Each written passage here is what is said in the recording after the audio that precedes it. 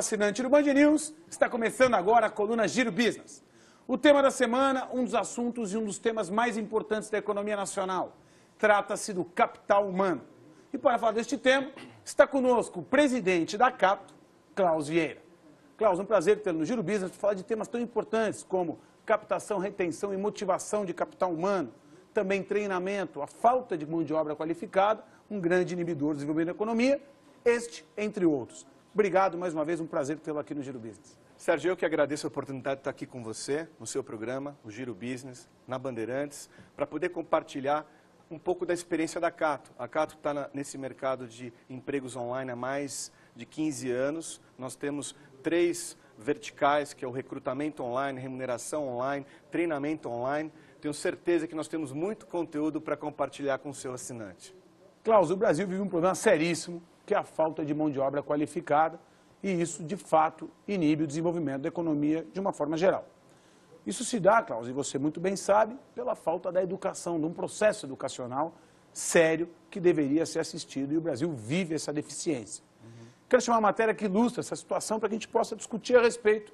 Um tema tão importante, como dito, é abordado sempre aqui no Giro Business. Ótimo.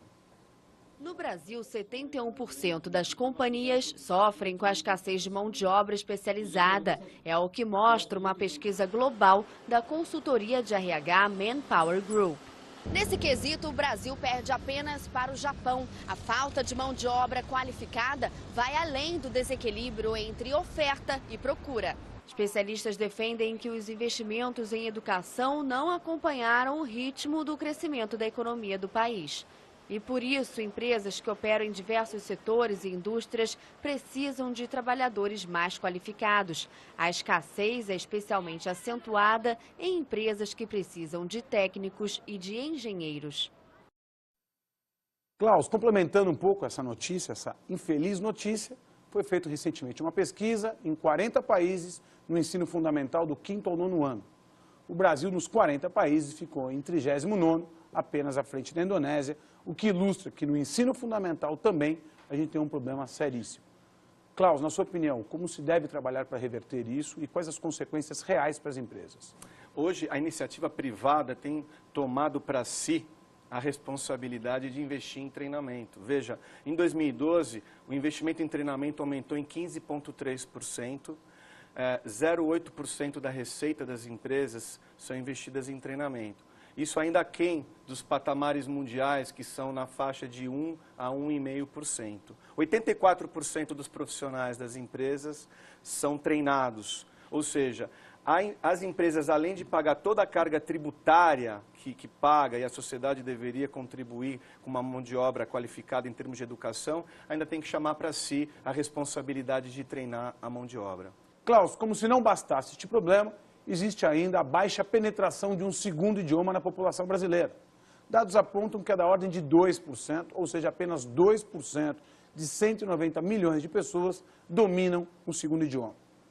Quais os reflexos disso para o desenvolvimento da economia e de que forma se pode reverter esse cenário?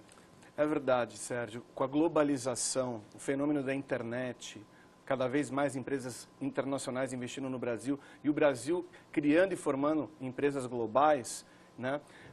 O segundo idioma é muito importante. Na base de dados da Cato, que é uma base um pouco mais qualificada que o perfil do mercado brasileiro, por ser profissionais que têm acesso à internet e têm ensino médio, 3,7% das pessoas apenas têm segundo idioma, o que nós consideramos ainda um índice muito baixo, o que faz com que os profissionais brasileiros sejam menos competitivos para competir por oportunidades globais. Você vê, por exemplo, a Índia é um berço de mão de obra para soluções globais, obviamente facilitada pelo idioma inglês, mas certamente o Brasil, num mercado hispânico, né, onde o português é o único idioma, né, numa região onde predomina o espanhol, o idioma inglês seria muito importante que o percentual da população cada vez mais pudesse falar o inglês como segundo idioma.